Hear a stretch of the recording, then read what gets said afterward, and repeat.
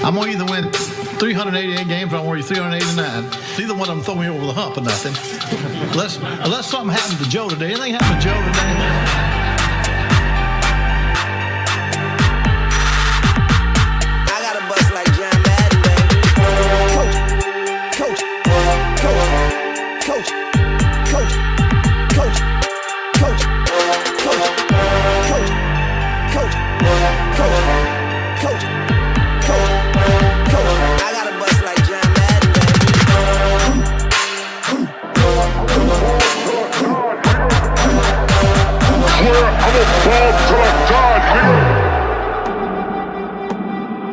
Offense, control the line of scrimmage. Be dominant. Communicate up front. Dominate with our size and athleticism.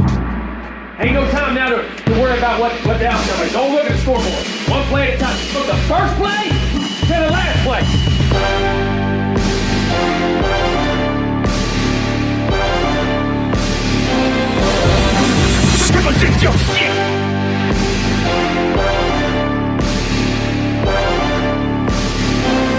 Need a horn and the drum roll.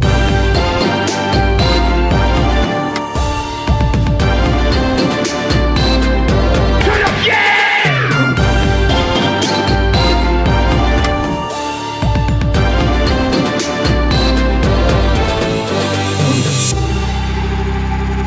I never talk to them boys that sit on them benches. I never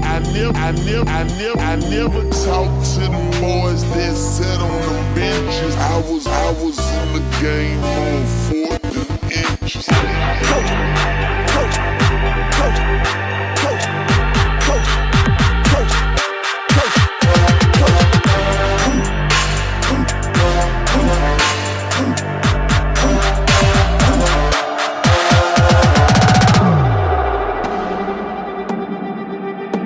Now it's time to go to work. Season's over. A different time. I told you they remember November. But December's our time. December's we do what we do. That's Florida State time. We're back where we belong.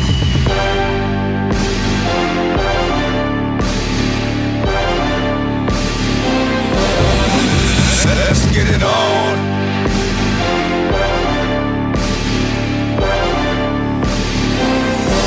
Need a horn to break it down.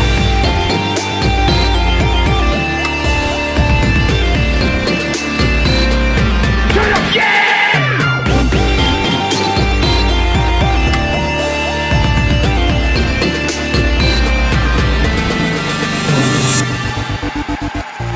I never talk to them boys that sit on them benches. I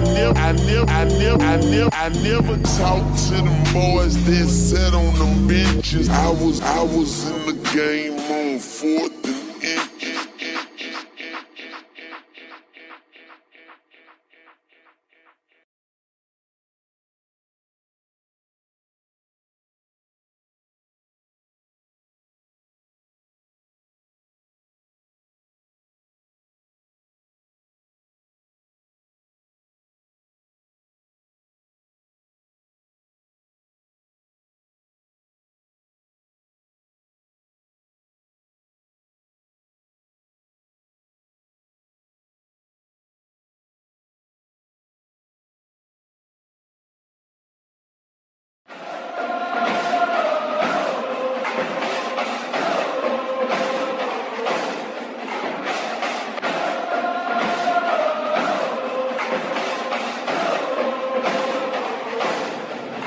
Just change.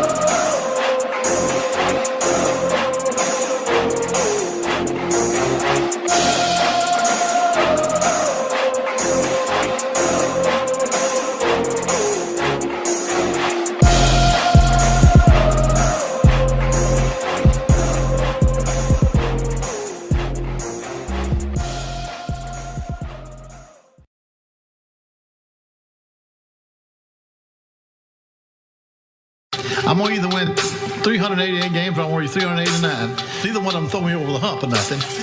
Unless something happened to Joe today. Anything happened to Joe today?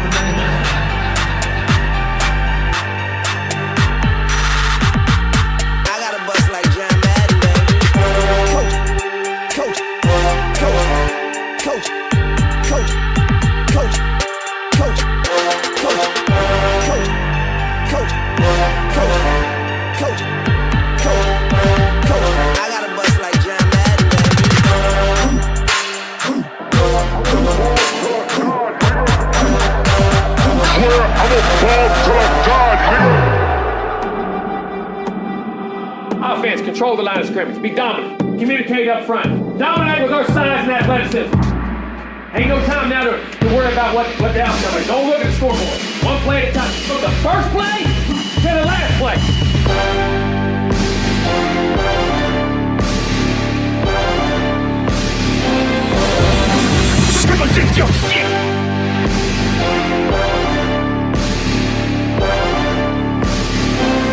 Need a horn in the drum roll.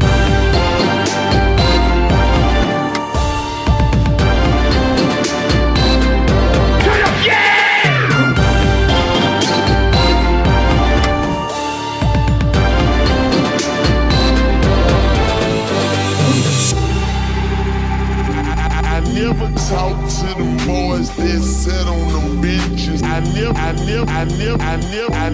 talk to them boys that sit on them benches. I was in the game on 4th and inches.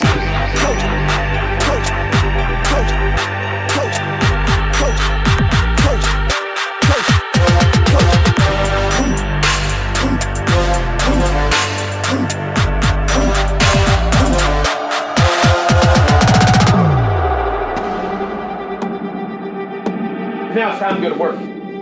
Season's over. A different time. I told you they remember November. But December's our time. December's we do what we do. That's Florida State time. We're back where we belong.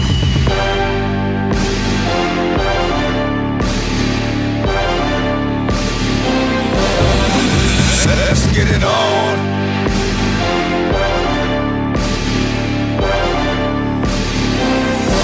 Need a horn. Break it down.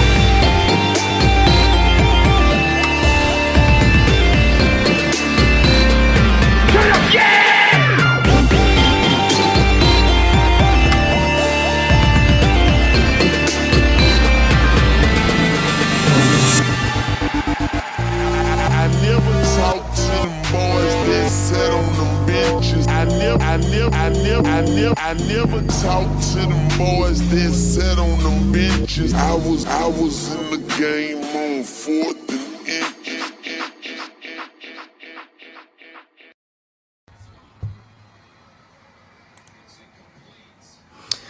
Alrighty. Sorry for that delayed entrance. Had some technical difficulties. But you were tuned in to 863 Seminole TV with your boy POLK, a.k.a. a.k.a. a.k.a. the goddamn truth. And I am watching the Ass Bowl, Miami versus Virginia, to see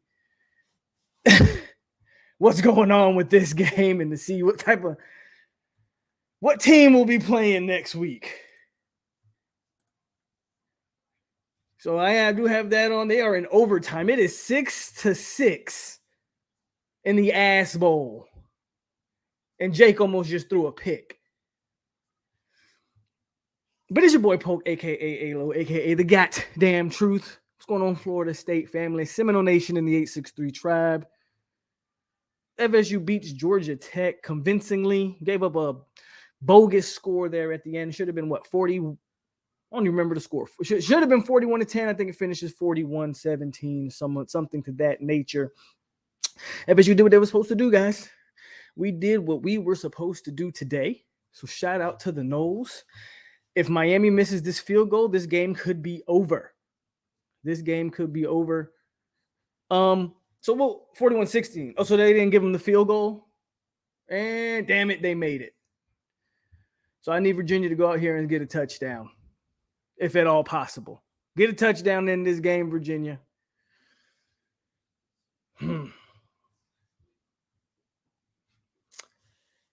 Jordan Travis, man. Jordan Travis almost threw for 400 yards today. And I have to be honest with you.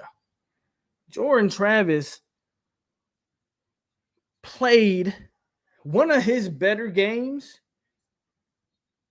And almost, if his receivers caught ball, like, man, I'm kind of getting tired of saying this week in and week out.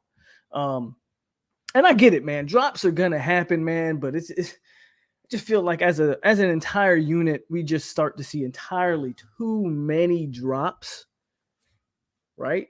But Jordan Travis was outstanding. Offensively, we had way too many penalties in this game. We did not play. I mean, really, man, if you really look at this entire game, we didn't play a great game, and yet you were still able to win as convincingly as you did. So I think that is somewhat promising going into next week. Now, you got to clean this stuff up. And again, I'm still watching this game, but you got to clean these things up. And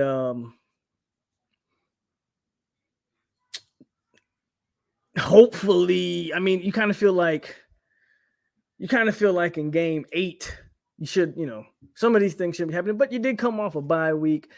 A lot of things there. First noon game, a lot of different things there. So, I mean, there's some valid, I guess, excuses you can make for this particular. I mean, we're probably the only fan base outside of maybe like Alabama or something that's going to sit here and complain about 41-17, right? We covered the spread and all of that. Damn it, Virginia, what are you doing?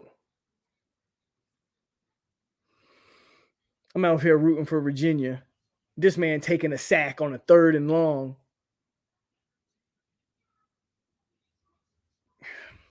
I tell you, boy, I tell you.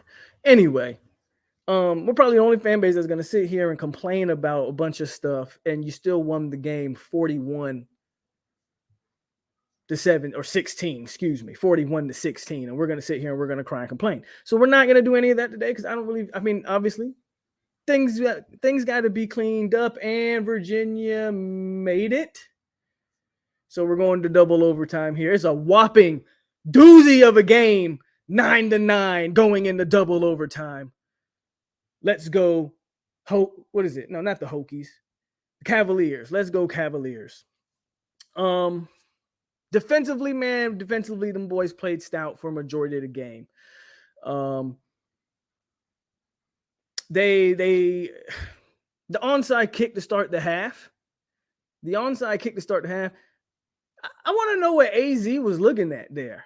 Go back and watch that onside kick that that Georgia Tech recovered at the beginning of the second half.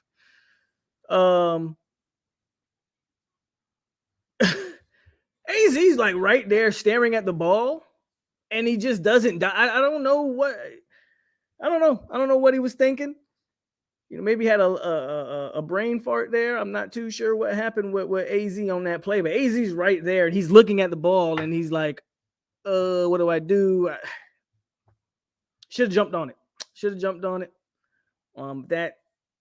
So they got the ball to start the second half. They went out there, they scored a touchdown. That was really like the only drive we kind of allowed them to put together. They had some other drives where they were able to get inside the red zone, but we stood tall at the end. So, I mean, and on some of those other drives, FSU on the defensive side of the ball had started rotating the second unit guys in there. So, not much to criticize, if anything, on that defensive side of the ball. I mean, if you want to nitpick that a freshman was getting worked by Georgia Tech's best receiver, I mean, I guess you can. I am not.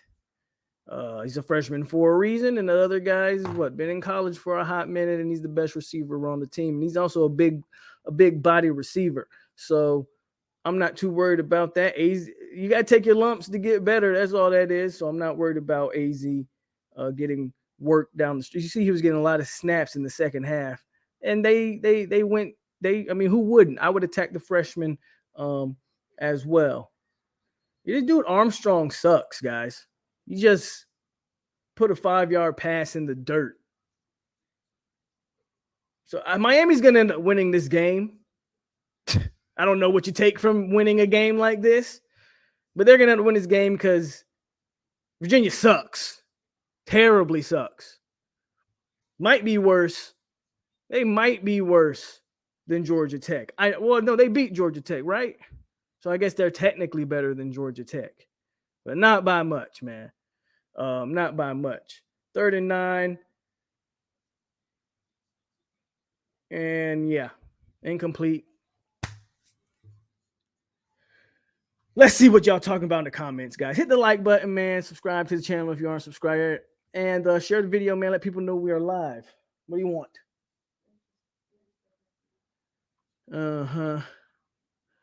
Let's see what we got.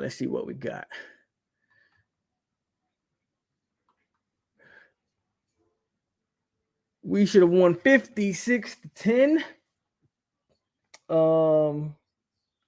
Dang, I think Miami might win it. Yeah, they're gonna win it. As a matter of fact, he's probably gonna miss this kick. Nope, he banged it in. He almost missed it, almost called it.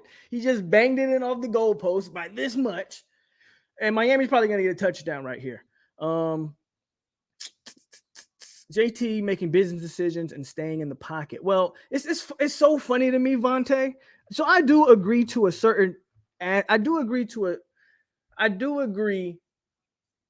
that there are plays where Jordan can pull the ball down and run it. And he has to be a little bit more, I guess, situationally aware on certain plays that, you know what, man, just pull the ball down and run it. But it's just funny to me that we spent 2 years saying, hey, man, stop running around back there, sit in the pocket and make plays. And now he's doing that and receivers are dropping balls, but we want to go back and we want to blame Jordan Travis. So no matter what, you can never appease this fan base. They are going to cry, bitch, and complain about something. Even when you win 41-16, they will cry and complain about something.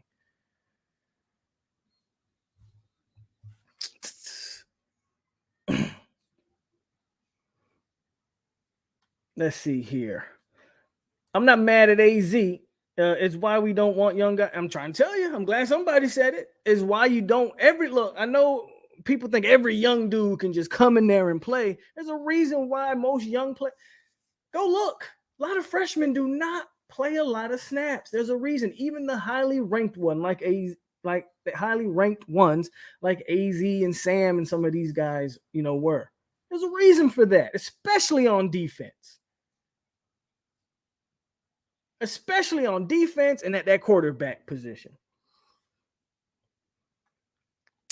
I'm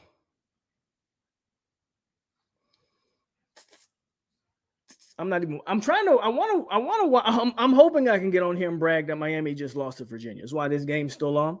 But I will be putting that Florida game on here shortly.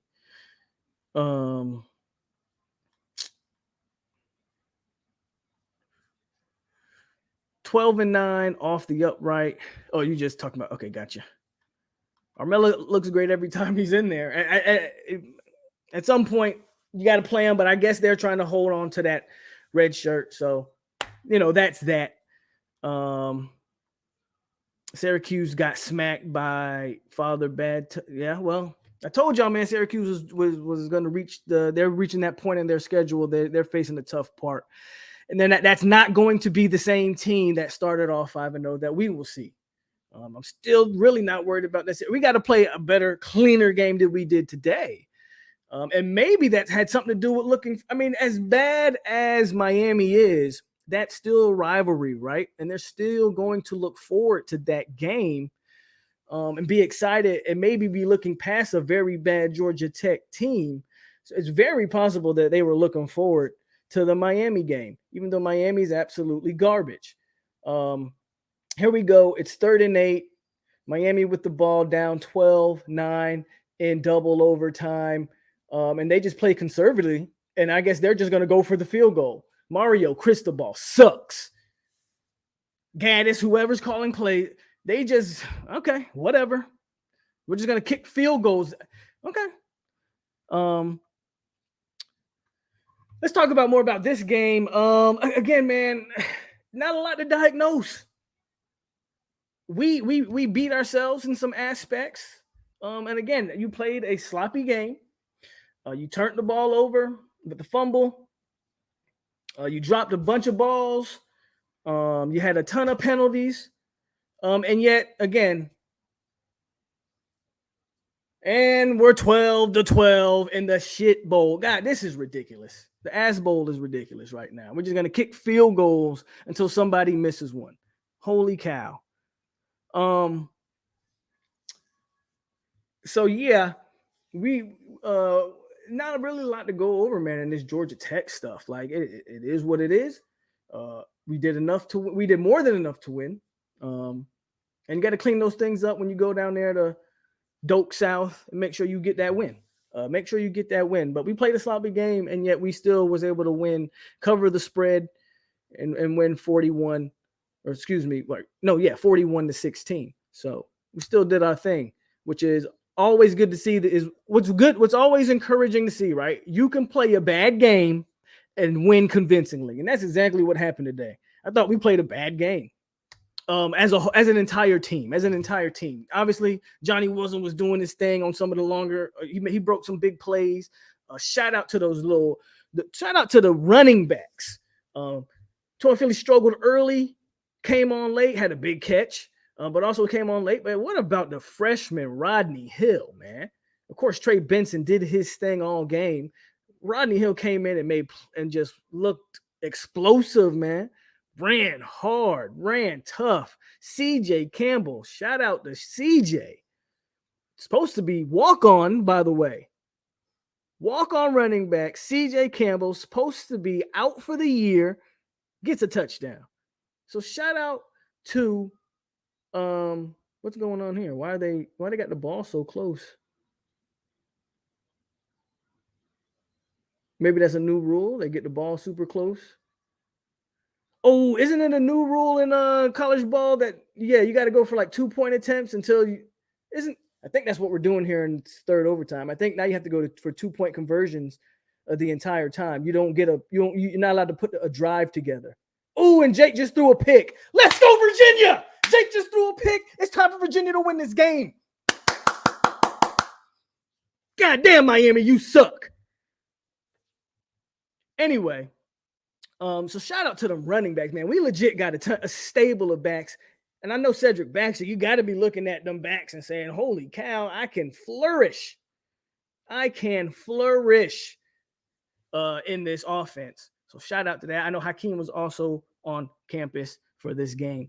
So that's all good to see, bro. That's all good to see. Defensively, man, Patrick Payton continues to be that guy, in my opinion. They got to pick, but Virginia's got to convert here. So it kind of doesn't matter because Virginia's not able to just go, and they just did a false start. Come on, Virginia. What are y'all doing? Virginia don't want to win, y'all. Virginia don't want to win. They don't want to win. Virginia don't want to win, bro. They don't want to win. Teams like that, just piss poor coach teams. You saw Omar Graham play a lot down the stretch at the end of the game. I'm trying to think of some other guys. 52. Who is 52? Could somebody tell me who 52 is? He was in there at the end of the game at DN. And I don't know what number that. I don't know who that is. But he has an interesting body. He has an interesting build. Come on, catch that ball. Ooh! No! This man, George Wilson. Okay, so George Wilson was out there getting some snaps. He's extremely long. You can see how skinny he is. He's very long. That's why I asked who 52 was, because he stood out when I was watching. Man, 3, you gotta catch the ball. I tell you, boy, they don't want to make me happy. Virginia, they don't want to win. Virginia don't want to win. Had the ball right in. Good play by the DB though. But the man had the ball right in his hand. But yeah, George Wilson looks I'm not gonna say he made any plays that I can remember, but again, just his length, man, you get some weight on that kid. You might have something. And I didn't miss your super chat. Let me go up here. I've been talking and going off. Chris Robinson with the $9.99. Appreciate your brace. Says go Noles. That's right, man. Go Noles with a big win today against Georgia Tech. Clickety clank, clickety clank. The money goes into my piggy bank. Come on, Virginia. Come on, man. Okay, now they catch the ball when he's out of bounds. Okay, good job, Miami. I'm glad you guys are going to beat Virginia. It took you 4 overtimes to do it, but good job, guys. Miami's going to pull this one out because Virginia absolutely is the worst team in college football. Hit that like button, like Todd says. Shout out to Fitzgerald, right? We got to give Fitzgerald some love. Fitzgerald was making field goals, man. So shout out to Fitz. Yeah, he is. He's kind of built the same way. I'm with you there. Very long. I think Featherston was even longer. But shout out to Fitz for making the field goals. Shout out to Ja'Kai Douglas, man. That's a kid that I think touched. Yeah, Miami won on some bullshit because they suck. Look, Miami's about to celebrate like they just won the damn Super Bowl. So shout out to Miami, I guess. Look at that. Look at him. Look at him.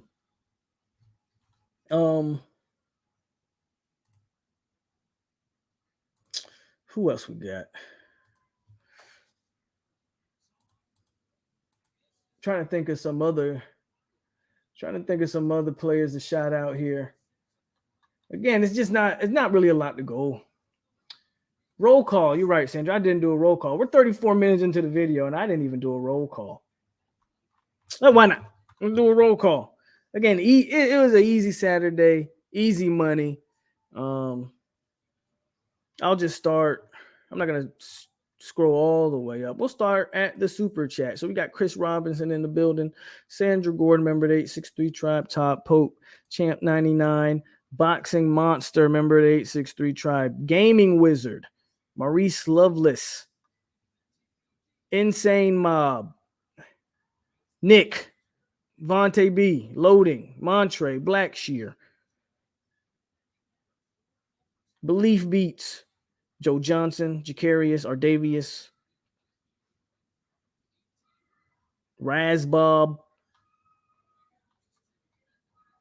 Till Dog, Marcus Lewis, Florida State Love, Peter Shields, member of 863 Tribe, and Tara in the building, member of 863 Tribe. Miami unfortunately won. I think this thing would have got really nasty if they would have lost to Virginia, man.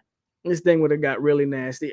Frankly, it probably already should be, but them boys out there, they out there celebrating like they just won the ACC championship. That's probably going to be the closest thing they ever get to win an ACC right there. Dang, number 3 crying. Hey, Virginia, y'all beat yourselves, man. Y'all beat yourselves.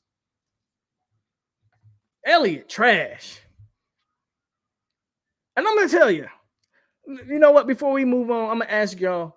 I'll let it up there. Is there anything else y'all want to cover? I'll put a helmet sticker on here shortly. But outside of that, is there anything else that y'all really want to talk about on this Georgia Tech game? Because if not, we can talk about we can get into Miami week right now. We can get into Miami week right now. Kendrick Ross with the super sticker, bro. Appreciate you with the $5. Clickety clank, clickety clank. The money goes into my piggy bank. See, this is what I'm talking about. We're the only fans in the country that's going to cry about a 41-16 win. Terrence. Leave it to Terrence. We're the only fans that's going to cry about 41-16. Played absolutely terrible. I get it. We did not play a good, clean game. And yet we still won 41-16. Slide up here for Miami. I might try. gotta remember, I'm a single parent now. So might try to make it that way. But y'all let me know, guys. Y'all, is there anything else y'all really want to talk about Georgia Tech, Florida State? Because there's not much other than the fact. I mean, who else would get? Like, it's not even debatable who gets the sticker, right? I mean, you could say the running backs might deserve it, but I mean, you got to give it to the guy that threw for 390 plus yards and 3 touchdowns. That's the way I see it. So, like I said, do y'all want to keep talking about Georgia Tech, or do y'all want to move on? Because I'm ready to move on. I'm ready to move on. But you say Trey? Nah, there's no way. There's no way Trey gets the sticker. Well, my dog threw for almost 400 yards and 3 touchdowns and had a ton of drops. Shout out to Trey though, but nah.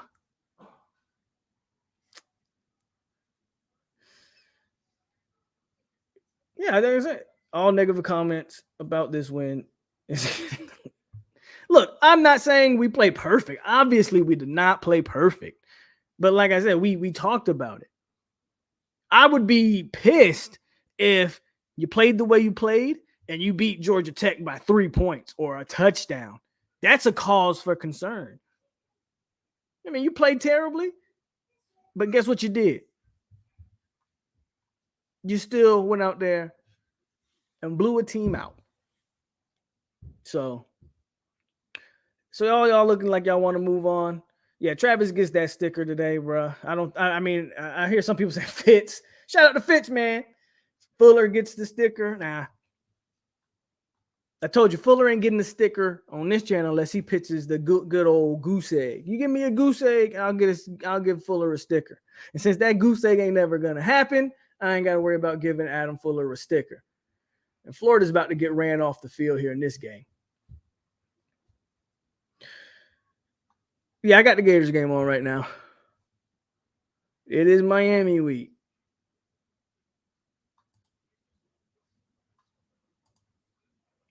That's not true. We beat Georgia Tech in the ACC championship. The second. Yeah, because I think, Jameis beat Duke the first year. We beat Georgia Tech the second year, if I'm not mistaken. I know we beat Georgia Tech in one of the ACC championship games, though. I just don't remember exactly which one, so that's not true. What up, Zay? Oh, Zay. Y'all happy about that game y'all just played? I guess so. I saw y'all celebrating like y'all just won the ACC Coastal for the first time. So shout out to the Canes.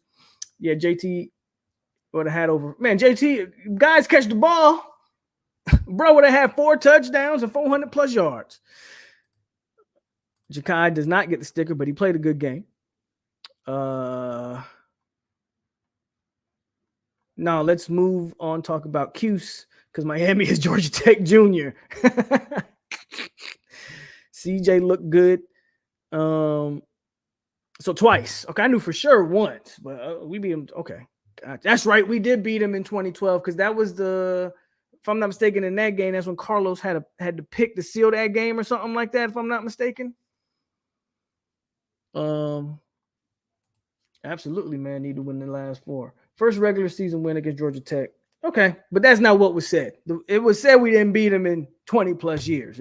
No one said it was the first regular season game. Y'all got to remember, guys. Words means things. You got to say what we mean. You should be.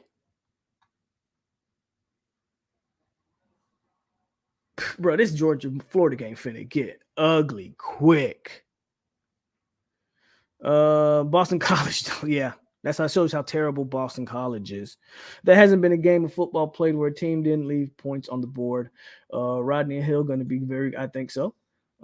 And the win, defensive game is a word. One word you can, defensive game is a word you can call that game. It's a word. Probably not the word, but defensive game is a word. Yes, yes, sir. Here we go. Go ask Andrea. I don't like the end. I didn't want them to score.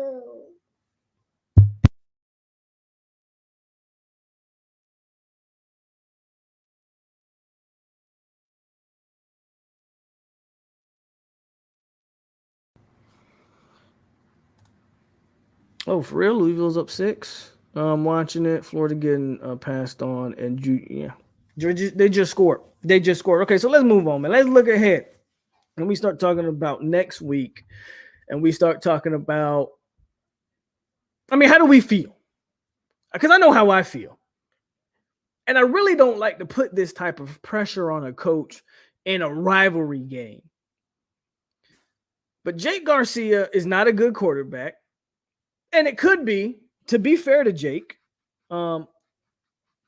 it could be that Jake is just playing earlier than, I tell y'all all the time, and everybody was calling for Jake. I told y'all don't want to see Jake right now. TVD's obviously better. And you're seeing this as Jake gets more playing time.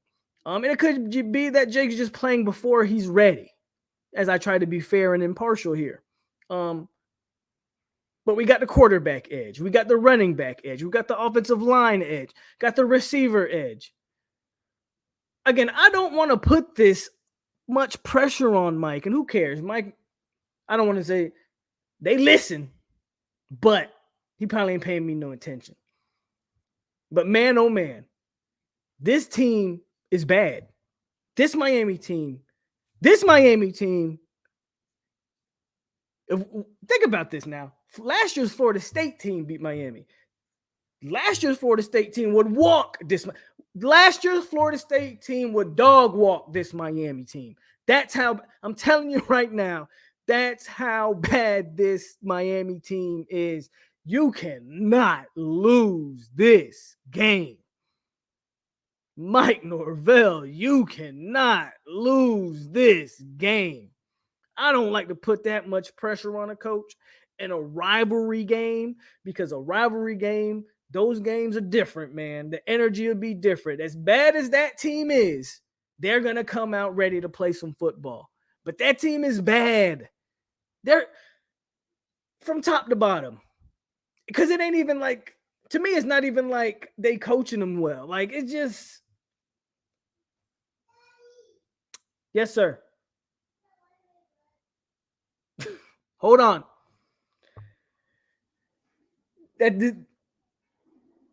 What do y'all think? I'm going to pose y'all this question and I'll be right back. What do y'all think, though?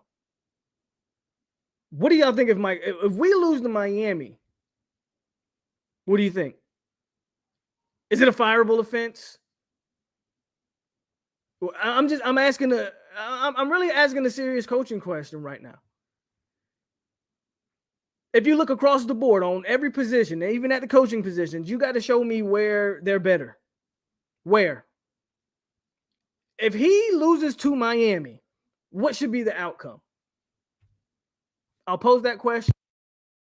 I'll pose that question, then I'll get to the comments as soon as I'm back.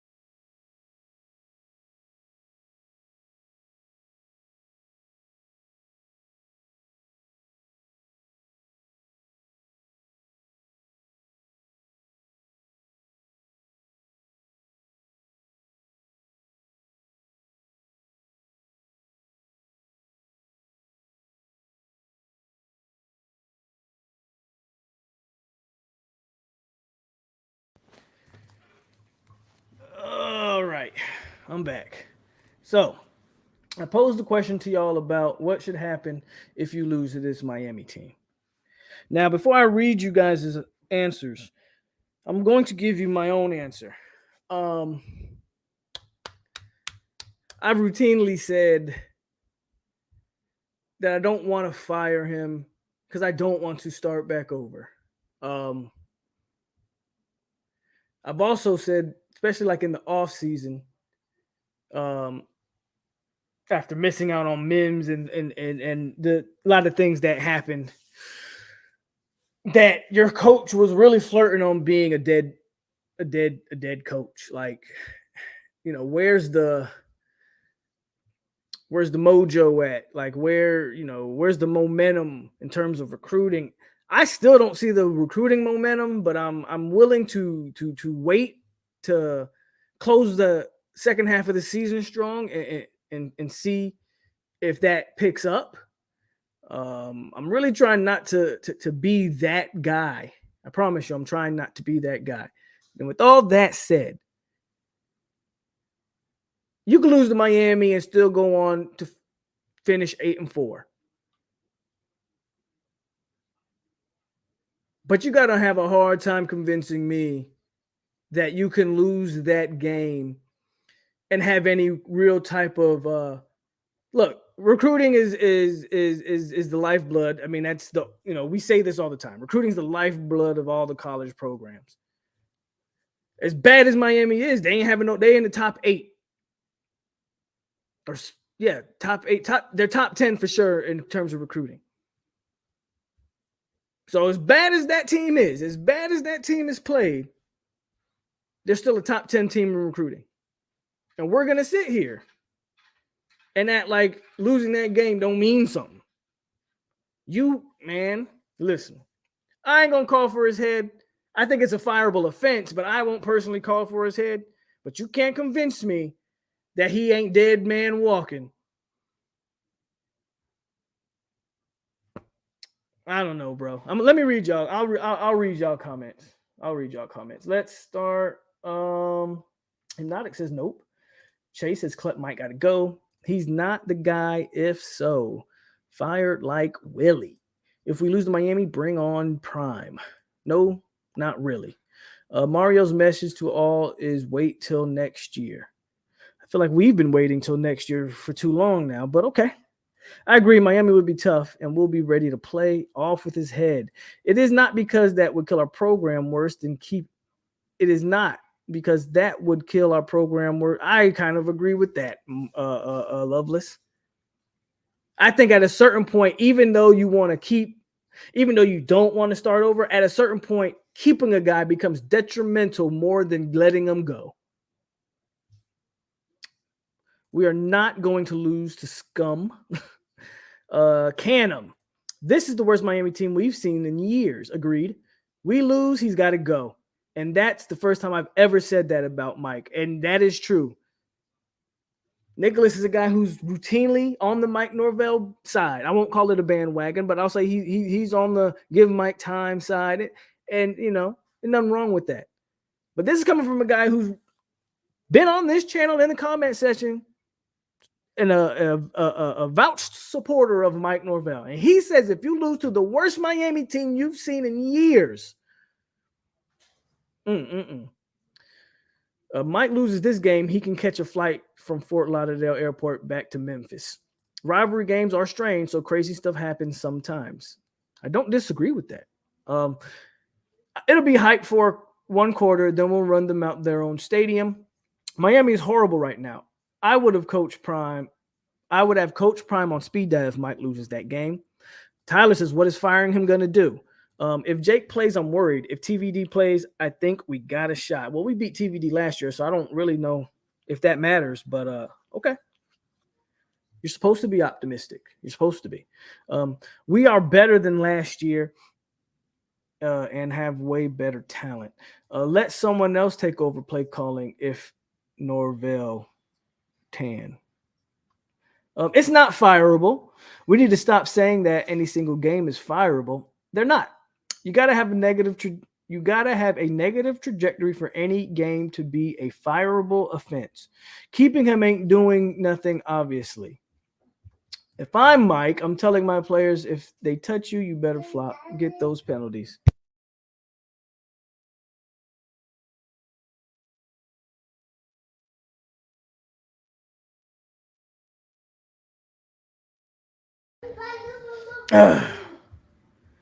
Oh my God, Mike Norvell, if you lose Miami Hurricanes, I'll be very disappointed. Statistically speaking, we have one of the best D lines in the country. Miami is not that bad. Okay, maybe they're not that bad. Does anybody agree with a dang bay? That Miami is not that bad.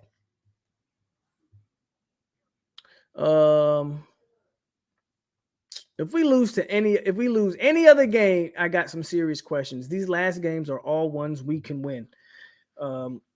Yeah, I said that after Clemson game. I think every game from here on out is a winnable game. So,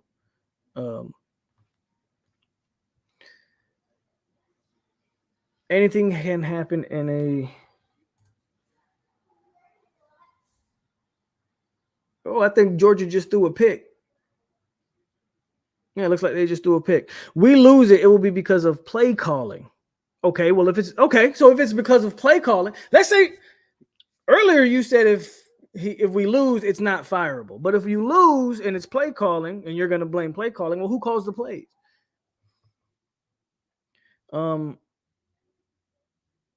It's a fireable loss, but I say I'm not asking you if he keeps his job or not, because we can put that to bed right now. He's not going to lose his job. Actually, I think it hit the ground. I don't think he caught it from that replay. It's kind of funky. But we can put that to bed. He's not going to get fired. I'm asking, should he? It's definitely a fireable offense. They couldn't score a TD and Rick. Lorenzo, I'm trying to tell you. Boy, our defense better. RIP Gators. The Noles are slowly climbing up the ladder. We've been climbing for a while now. Louisville beat Wake? Really? Wish we could have. Y'all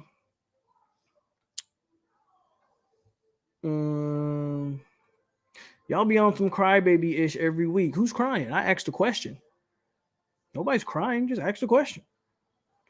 Firing him would hurt more than keeping him at this point. I would love for you to explain that, because there's a part of me that really vehemently disagrees with that. If you lose the game, granted, you have to lose the game.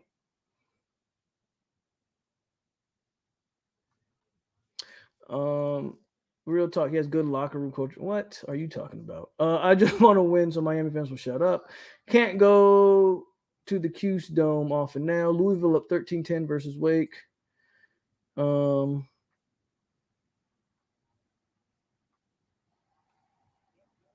are we talking? Well, you must have just joined. I simply asked, we're talking about Miami and how bad this team is and what would happen if we lost the game. Ahmad says we beat them 31-13. Yeah, losing another coach is overdone. We are way better than last year, and they are way worse. Just firing him will kill what we are trying to build. But what are we building? Daddy.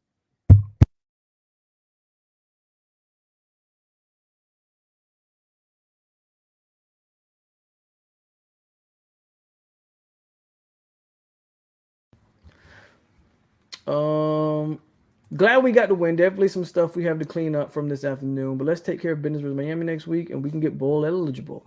If Miami scores 14, Fuller and Norvell needs to get on the bus back. I won't go that far. That's Zoe's being a little bit ridiculous right there with Miami scoring 14. Like, I guess maybe if Jake Garcia plays, you can maybe have that take. But again, I just want to win the game. I don't care if you win the game by 3 points. This isn't a Georgia Tech situation. I understand what happens in a rivalry game.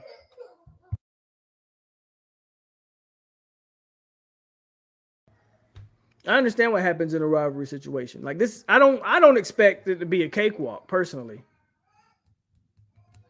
They'll score more than 14 points. I'm pretty sure of it.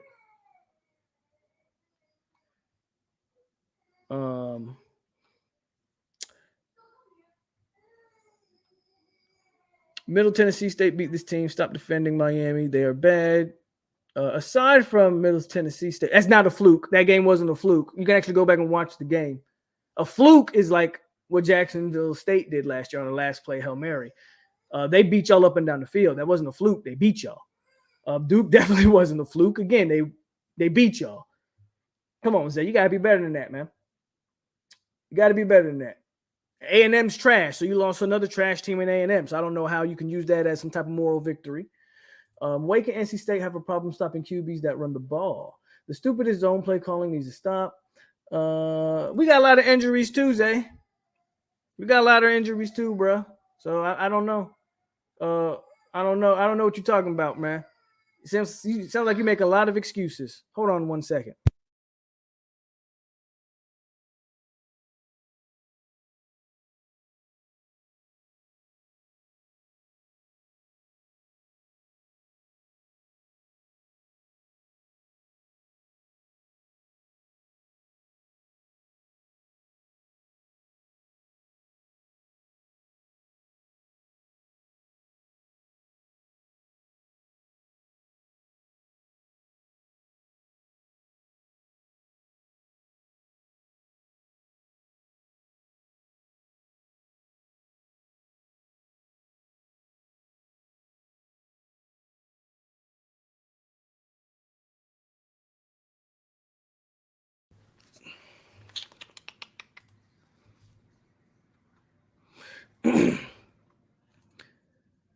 Zay, come on.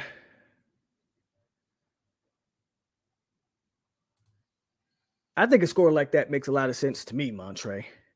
Wake was terrible matchup against us, though, and Clemson had more talent. We killed ourselves. And then NC State game.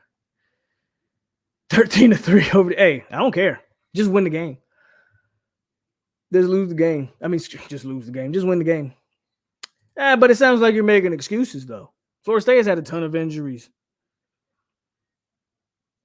And we're still dealing with them, as a matter of fact. So, sounds like you're making excuses, bro. And you're calling games that were not flukes.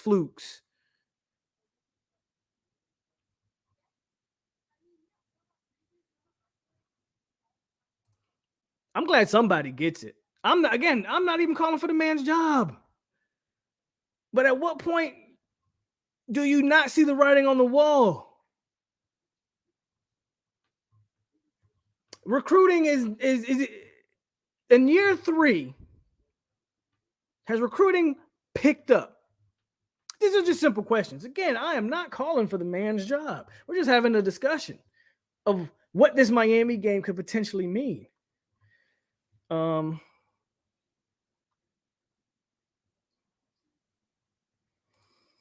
say fluke because we never supposed to lose to Duke. Well, y'all have lost to Duke multiple times this decade.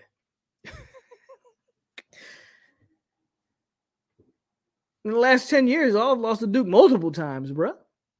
So, I mean, again, it's not a fluke. Duke is beating you. Rooster is on the way out in Miami. Is he a take for FSU? Do we really need him? I actually that, Zoe. Nothing against Rooster. But at this point, do you need him? You just saw Rodney Hill this day. You saw CJ Campbell.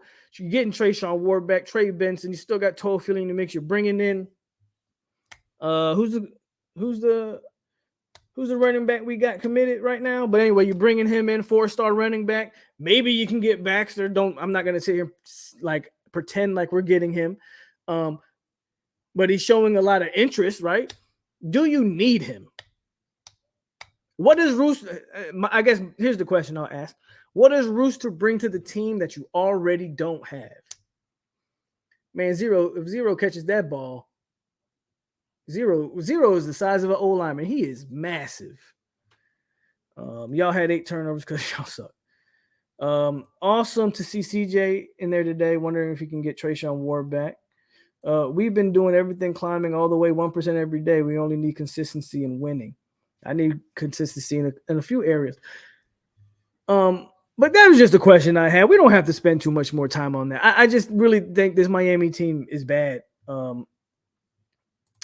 I am making excuses because that's why this season something. I don't know what go. I don't know. I'm not hiding from it, but certain things go a certain way. That's football and life. We got Baxter coming here next year. Rooster going to be at Second Chance U. Also, can't wait to see because I forgot about Keziah Holmes. Thank you, Go or Knows. And we got we got Holmes from Penn State in the transfer portal. Rooster don't bring nothing to the table as far as I'm concerned. Bro, did y'all just see this play? If you're watching the Florida Georgia game, did y'all just see that touchdown? Wow. Don't go back and forth with Zay. He has 12. No, me and Zay good. Me and Zay good. I gotta push back. You in the airport, man? Where you headed to, man? I finally saw some Gainer out there. Finally saw him. I don't know where he been all year. I know he was hurt earlier in the year, but they said he had came back. Finally saw some Gainer out there. Facts. The writing would be on the wall at that point. Our whole team damn near fell, Zay. Y'all hate Miami, so I get it, but we have been very disappointing. I'm not running from it. I defend Mike all the time, even with KKK allegations. But if you lose next week, time for Mike to bounce.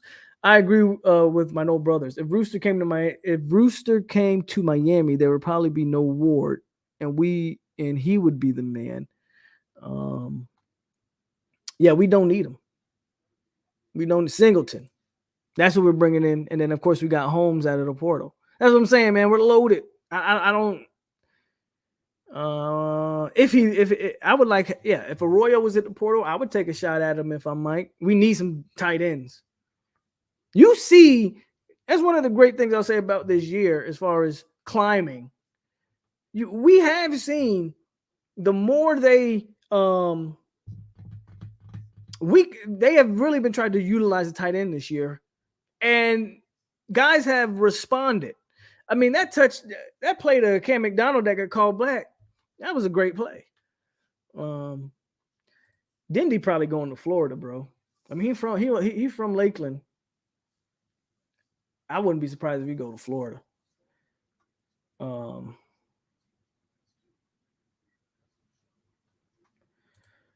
Well, I think Trey's a game breaker, and I think Toafili's. First of all, I've never seen Trey Benson or Toafili get ran down from behind. Ward's the only one who's broken in the open field, and we know he's not a game breaker, right? So, again, I'm just asking, what does Rooster bring to the table? You say he's a game breaker, but you're going to have to find snaps for him. So that's not going to happen.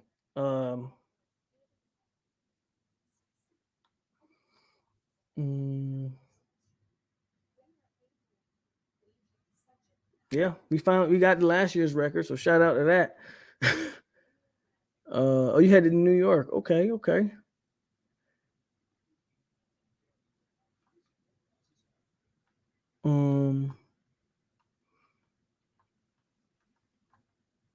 I watched Singleton on Thursday, number 2 running back from Jacksonville, Florida. He is good.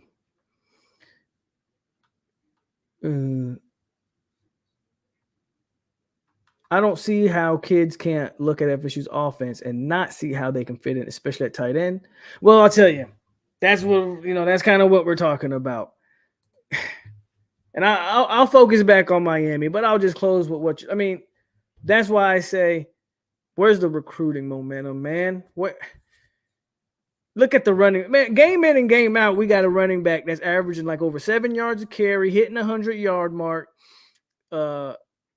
Plays to be made. You can see what the offense can be. A lot of times we focus on certain play calls, and we ignore that in the play just before that. If the man had caught the ball, we wouldn't have even had to be in that position, right? Players got to look at that and say, man, I can do something in that system, right? The problem is, who's recruiting these kids? And why can't they get these kids to commit? What is it about our staff that's just my question. But we'll see. We'll see what happens, man. What I'm hoping is that you finish strong and we close strong on the trail. Honest to God, that is how I view this. And I actually think we should finish fairly strong. I don't know if we top 10 is probably a stretch here. But if you were able to convince a Baxter and you know, maybe you can finish top 12, 15-ish.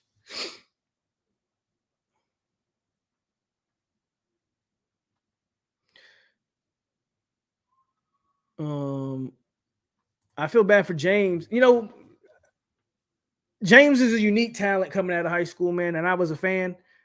The more I watch James, the more I James, these are the one or two things with James. He's either not listening to coaching or he's not being coached. Because he plays with some of the worst football technique for a guy his, just no matter what size he is. James Williams plays with the worst technique that I like. He doesn't wrap up when he tackles. I think James still thinks he's in high school where he was 6'5", 230 and just bigger than everybody. Because he don't try to wrap up. He just puts shoulders in guys and wonders why guys, even in year 2 of college football, wonder why people bounce off of him. Plays with some terrible technique. And even on the back end as a safety. So he's either not being coached or he's not taking the coaching.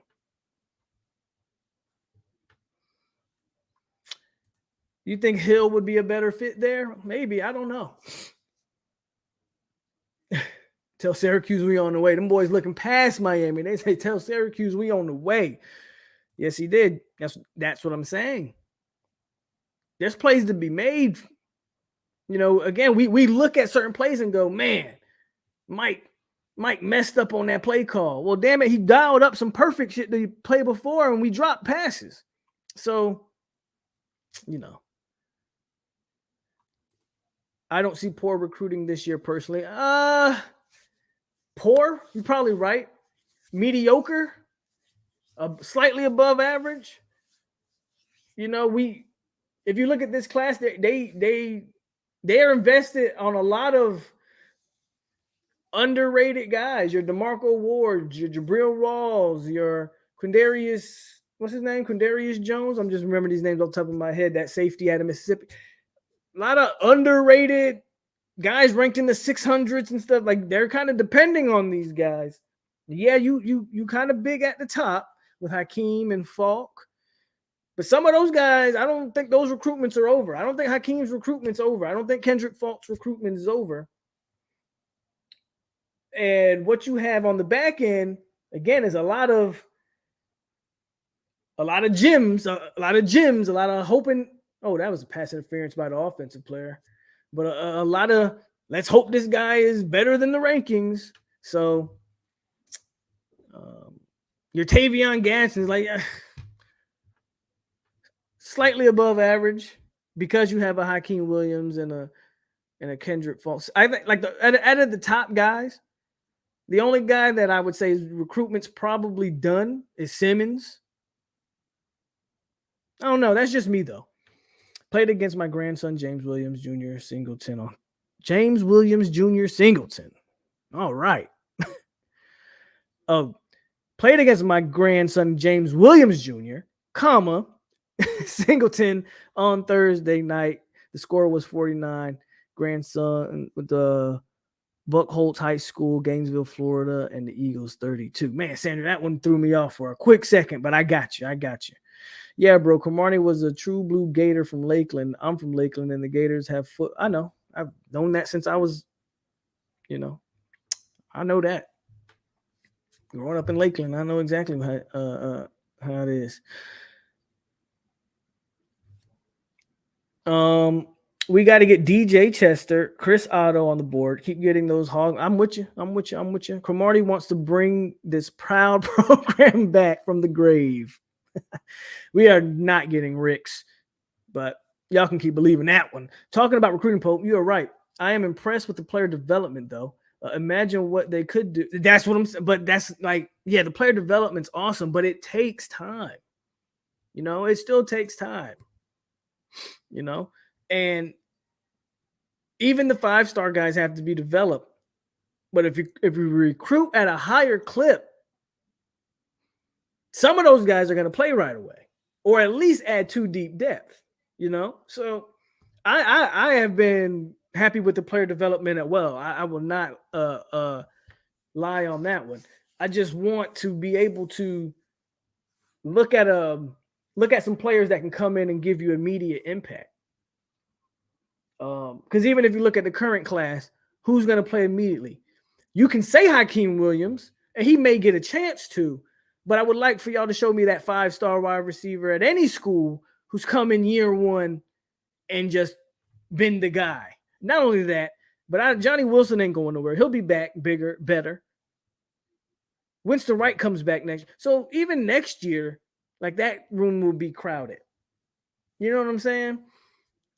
Kendrick Falk,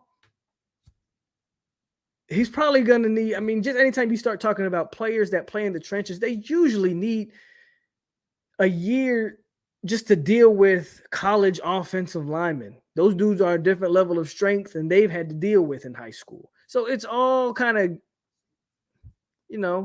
hit or miss.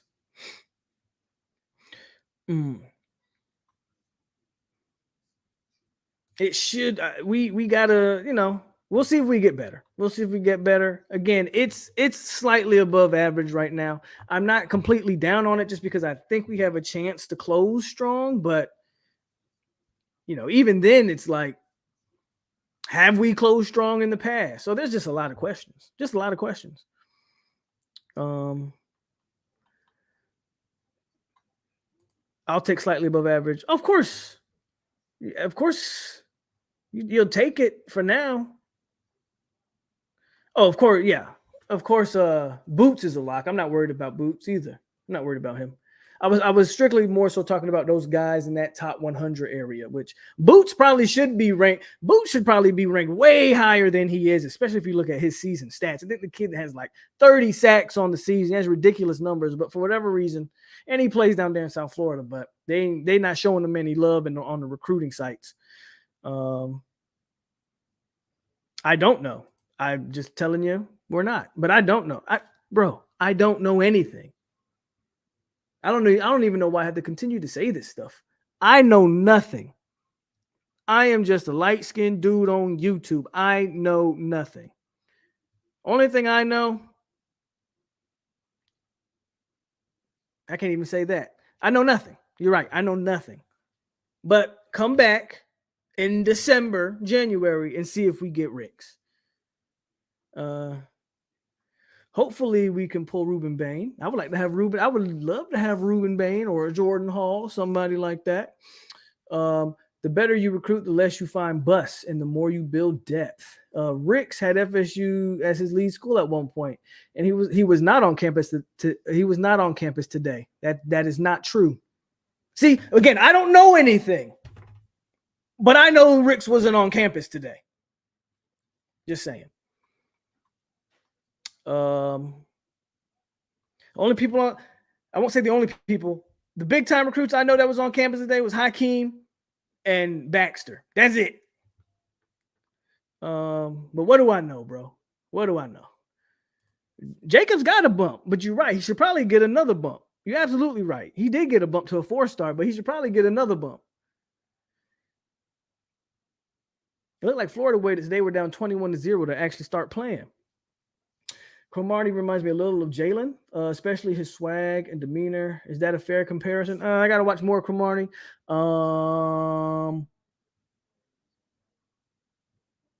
We'll see. I got to watch more.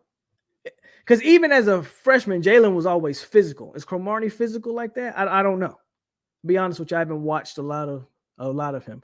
Probably because I knew he was never coming to Florida State, so I really didn't pay him any attention. Like I knew who he was, knew he was great, but really didn't pay attention to him, right?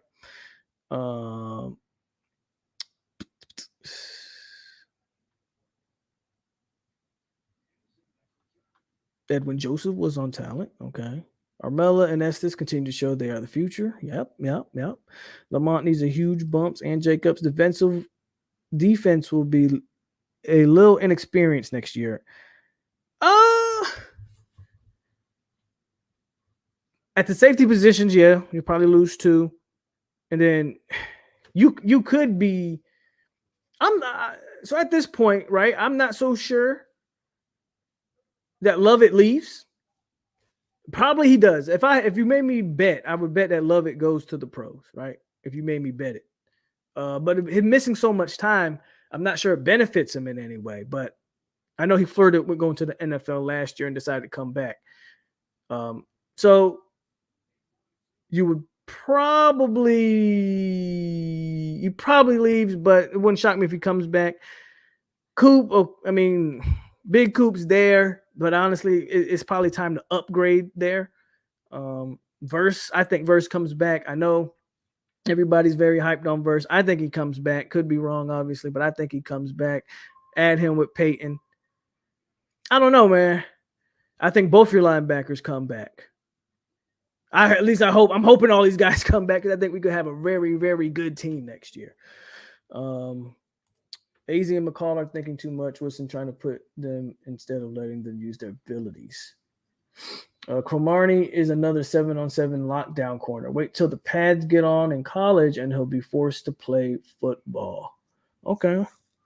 We got to get a dominant linebacker in the portal. Is McClendon still on this team? He's there. Number 9's there, man. He plays hard.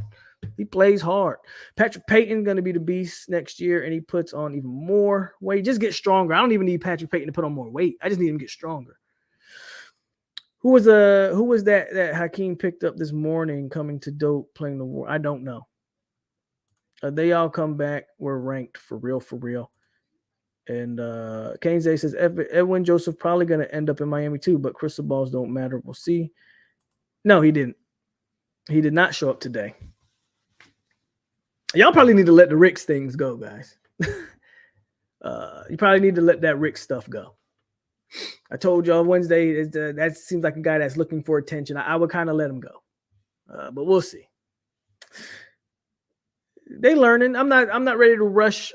I'm not judging any of the freshmen. I know people like, oh, Sam this and AZ that. I'm not, bro. They're freshmen for a reason. I'm not judging any of them. I said that earlier. Good to see 52 out there doing a little something. Fabo needs more film. I agree with you, but also knowing that he flirted with going pro and he suffered an injury, he might be like, bro, I'm not coming back and suffer another injury and leave money on the table. I'm gonna go out there and try to make a living. I could see him leaving, you know. No, Verse should leave and get drafted by the Dolphins. Warner had 1 point. Warner had some splash plays today. So shout out to 35. He was actually out there doing something. Greedy outplayed Knowles today. Okay. So yeah, man, I think as we move into Miami Hate Week, ooh, nice catch from Shorter. Shorter is the truth and kind of worries me. I'm telling you, man, like the one game that worries me, bro, is Florida. The one game that worries me is Florida. Miami don't worry me. Syracuse, honestly, does not worry me. That last game of the season worries me. They have football players on that team. I think Anthony Richardson is absolutely terrible quarterback. I think he's a hell of an athlete. And if you let him, he can hurt you. And then Shorter is a damn good wide receiver, man. Shorter is a damn good wide receiver. I'll be honest with y'all, and y'all might think I'm crazy. I would not mind Jordan Travis coming back next year with a year under his belt with this receiving core. This receiving, I'm telling you guys, I know we kind of looking ahead because Miami, man, it's like whatever. We're going to run them boys out the building. So we're kind of looking ahead and talking hypotheticals about next year. When I look at next year and the fact that I don't think we lose any key players on offense from the skill position standpoint, I don't think anybody leaves. And when I look at next year, you're going to have a bunch of, Johnny, Winston, Micah still will be back. McLean, Portier, Deuce Span, I have another year under his belt where maybe he gets really into the mix here. You're bringing in some good receivers. the way Jordan Travis has played, the only game that pissed me off with Jordan Travis was the NC State game, where I thought he played. He made some bad decisions in that game. Made bad decisions in that. Well, the NC State game, they also had a ton of drops. And I think it was the Clemson game too, because I try to remember where I wasn't happy with some of the decision making he was making. But overall, man, I would not be mad if Jordan Travis came back, because look at what he's doing. And next year, you're going to look at that position and hope that AJ Duffy's ready, or hope Tate Rodemaker's ready, or hope you find a guy in the portal that can gel with this. For me, bring back Jordan Travis. That's just me. Oh, that's what I've been saying, man. Y'all said it wasn't a fireable offense, and maybe it's not, but yeah, Florida got players, man. That's the only game that worries me down the stretch, is that one. And yeah, they'll wake up in that game too, and they probably will. Florida will probably be fighting for a bowl, or maybe they'll have a. Maybe Florida could be playing hard for that game for real.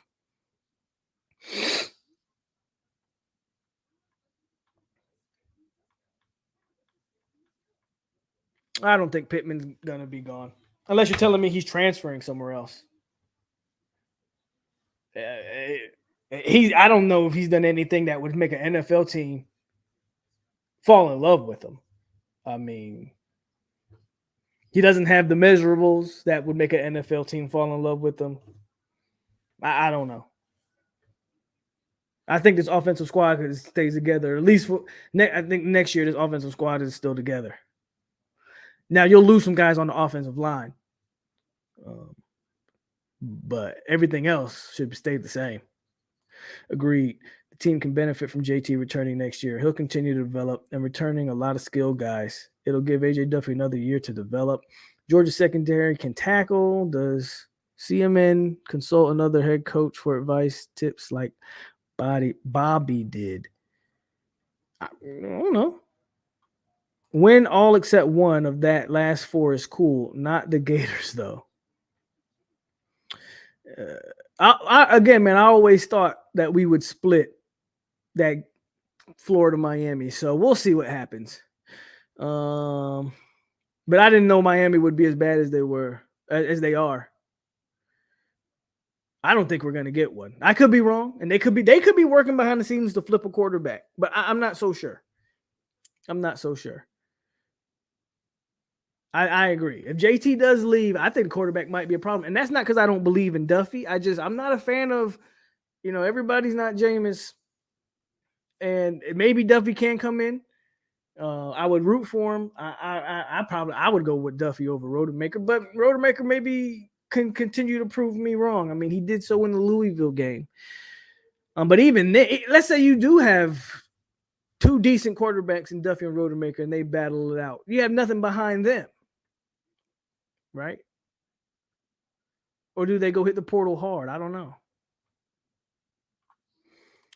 Appreciate that, William, with the $1 super chat.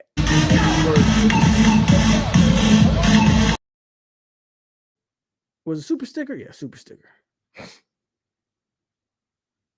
We do have him at home. Nope, he's a redshirt junior. They didn't take any senior wide receivers out of the portal. Everybody has two or more years of eligibility. Sometimes I miss him taking off and running for the first down instead of looking down the field. There are some plays where JT needs to do that. But I think JT also understands if he's really trying to play at the next level, he's got to show that he can make throws out of the pocket. Jordan Travis may have 20 touchdowns at this point if the receivers ain't dropped. How many does he have? I think the O-line will be better, even though you're losing some guys. I think, for one, I'm convinced though that they're going to hit the portal again, right? So even though you're losing some guys, I highly expect them to be active in the portal on the O-line. And then, of course, your young guys have had time to cook. Do we finally see Lloyd Willis next year, who was this close to being in that rotation this year, I believe. I'm pretty sure you see Estes and Armella next year. I would almost bank on that. I'll tell you what, if JT is not here game 1 against LSU, we can mark that as a loss. Do you think we have most of our players back by Florida game? Probably. I know Fabian played a little today. I'm not sold on head coach and defensive coordinator. So you just ain't sold on nobody. Pittman did drop an easy touchdown. That's what I'm saying, bro. We dropping so many touchdowns that we just be dropping balls.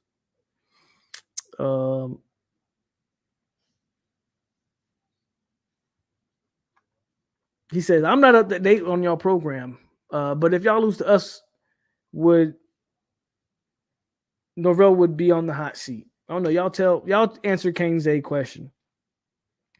I don't know. Maybe I feel like my view is tainted when I talk about Mike, maybe. If we win out and win a bowl game, do you think that's enough momentum for it better be? It better be. Ahmad. If you win out, and I don't even care about the bowl game, I've been consistent on that. Now, I will say this, though. If you win out at 9-3, you're probably playing in a damn decent bowl game, which means that bowl game has a little bit more weight than the Pinstripe Bowl, right? That bowl game, depending on what bowl game it is, you probably are playing I don't know, let's throw an Oregon out there or something, but you're probably playing a team like that, a ranked team with 2 or 3 losses as well from a major Power 5 conference. So that's a good game.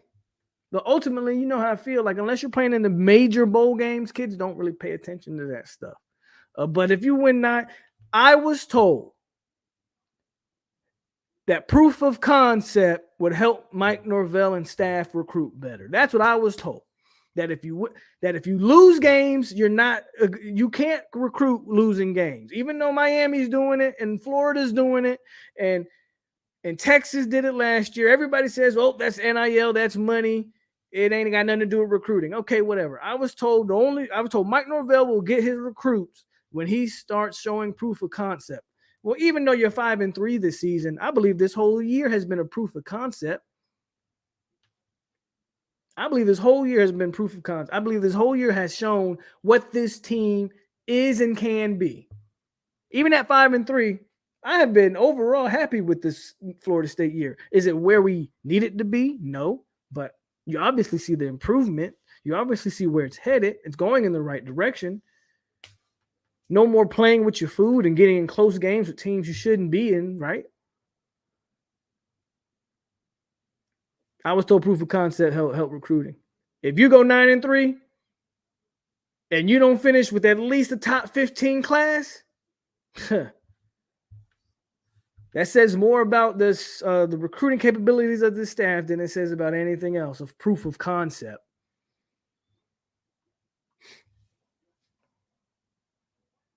Oh, he's got 14 passes on the year. Okay.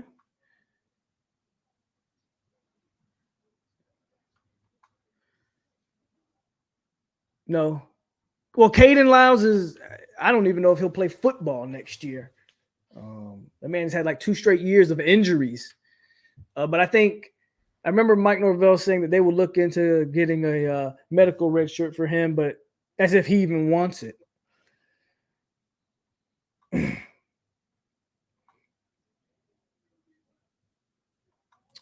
I haven't done Hakeem. We did Blake. We did Falk. We did Lamont Green. Man, I think we did about everybody. And I don't think I've done Hakeem, and I don't think I've done Simmons yet. I think that's the only guys I haven't done, though. Also, I think Deuce Spann will have a big impact next year. He's still learning the position. Duff and Tate definitely need a QB with experience portal for sure. I really wish we would utilize Portier a little more. Again, man, I hear you, but there's a ton of wide receivers on this roster. Anytime somebody says that, and again, it's not a knock, I just ask who you taking off the field. Anytime someone's like, man, I wish we would use this guy more. Because me personally, I wish we would use Ja'Kai Douglas more. When Ja'Kai Douglas is just a different type of explosiveness in our wide receiving room that nobody else has. From day one of Ja'Kai Douglas being on this team, I've always said, and anybody who's watched me that long knows I'm not lying, that guy is a receiver. He's a slot. You put him in there, he's going to make plays. They try to put him at running back. They try doing all these other weird things with him. And yet every time they put him where he's supposed to be, he always make plays, including today. That's the one guy I want to see more is Ja'Kai. And even then, I don't know who you take off the field.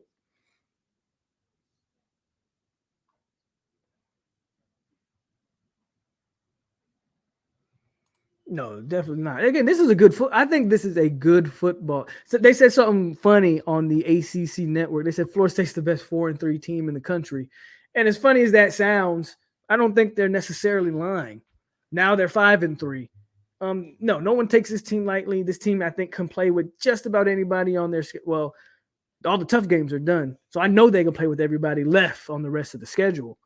It's just a matter of, can we do the little things to win some football games? Yeah, it's decent. Average. Above average, maybe. Portier, McLean, and Johnny should have packages where they all are on the same time. Guys, we got 13 commits with 16th ranked class. I think we'll be fine. Yeah, we were better than that last year, and we kind of didn't finish fine. But, again, we didn't win by the end of last year. So if we win out, I'm with you. We should be absolutely fine. I'm with you. Getting in a good bowl game and winning it helps recruiting and in the portal. Remember Burrell? They moved Burrell to running back. I remember that.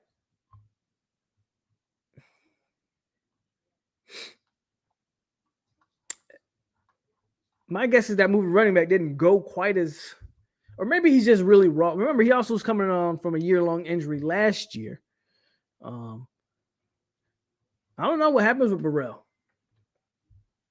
Now that I think about it, because he's a guy who, again, that receiving room, I don't know where he fits in there. We thought maybe he could be that big back, but they haven't used him. I don't know. Maybe they do put him at like a tight end type. It's possible. I think FSU should go more 5 receiver wide. We need at least 3 coaches gone next year, maybe 4. If we win out, we could probably get the Cheez-It Bowl if we went out and play a decent. If we win out, we'll be better than the Cheez-It Bowl, Ahmad. What are you talking about? If Florida State wins out at 9-3, they are not going to the Cheez-It Bowl.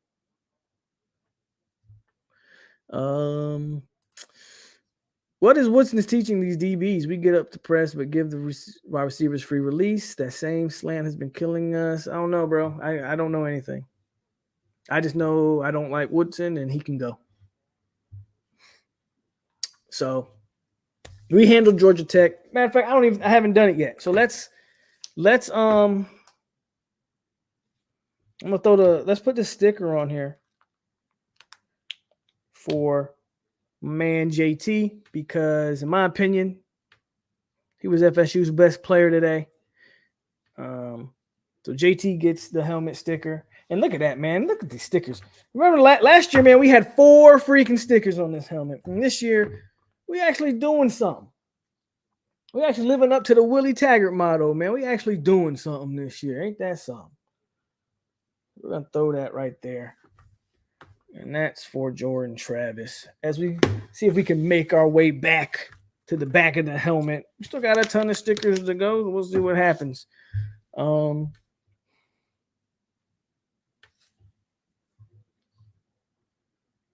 Going to the Orange Bowl, we went out. If we went out and Clemson wins out, you're probably right, because Clemson's going to go to the playoff, and that means we would take the ACC spot. So you're probably right, Panama. We got to win out, though. That's one thing we don't do as a defense, is force a lot of turnovers. I will do 2 stickers for the rival. You'll get a sticker for winning the rival. I'll tell you, the rivalry game, because I have a lot of stickers left. The rivalry game, it'll be unlimited stickers, meaning it'll be 2 at a minimum. meaning one for just winning the game and one for the best player in the game. But if multiple people show up and show out, I'm not against in the Miami, Florida games. I'm not against putting 3 or 4 stickers on the helmet. I'm not against that.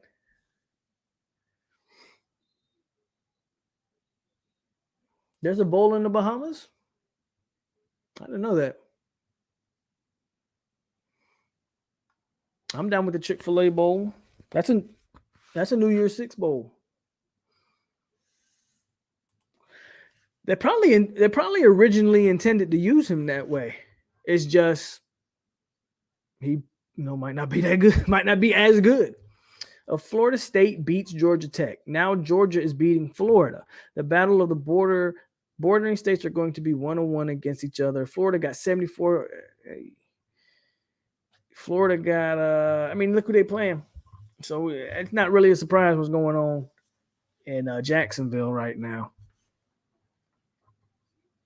Yeah, of course Jermaine got. I think Jermaine was the reason we had like most of the stickers we had on the helmet. One thing I don't try to do is reward losing. So if I was rewarding stickers and losses, Jermaine would have had a whole bunch more stickers.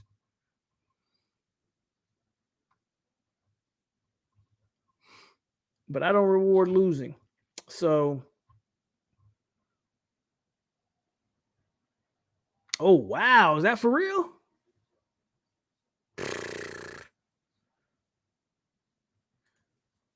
Let's put it like this. Imagine Jermaine on this team, and then imagine Mims on this team. And where is this team at? Now, Jermaine, that's a little bit more of a he just was a year early. His time in college football ran out. But even if you take Jermaine off and you just say, imagine if we could have got a Marius Mims on this team. I do think he stays. That's just me, though. If we get a big lead against any remaining teams, do you think we see Keyshawn Helton? Maybe. The only other team I could foresee us kind of blowing out in that type of fashion is Louisiana.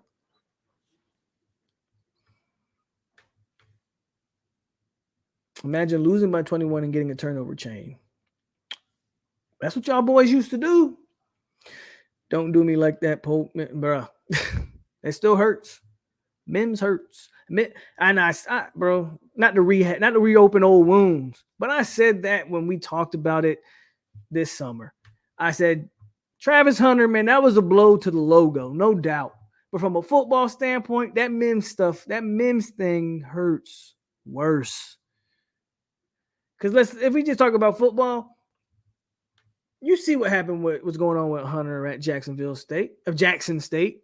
He's having some injury problems. He probably has those same injury problems, if not worse, playing D1 football in the ACC. There's a good chance those soft tissue injuries still would have popped up this year, right? So Hunter was never really, I won't say never, but from a football standpoint, he wasn't as important as Mims. Mims changes the dynamics of a lot of things, and it's crazy that an offensive lineman that normally you don't account wins and losses to to one singular O-line, maybe as an O-line as a group, but one singular O-lineman, you probably don't look at him and go, he's not going to make that big a difference, bruh. I can't let it go. I don't want to let it go, bruh. I'm not letting Mims go. We should have had that. Mims changes everything, dog. Him and Robert Scott on the outside. Anyway, you're right. I should let it go.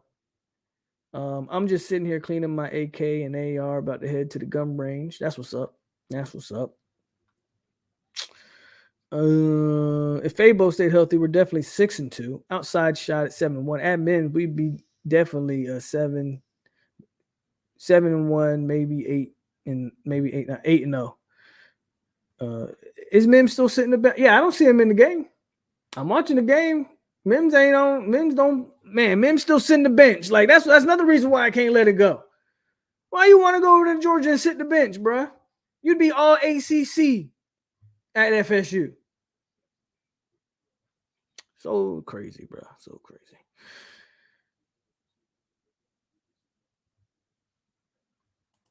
Because we got a hell of a offensive coordinator / offensive line coach. I can't wait for us to have a real center who can snap the damn ball. That's because the QB has legs. You can't say that. Nah, don't do that.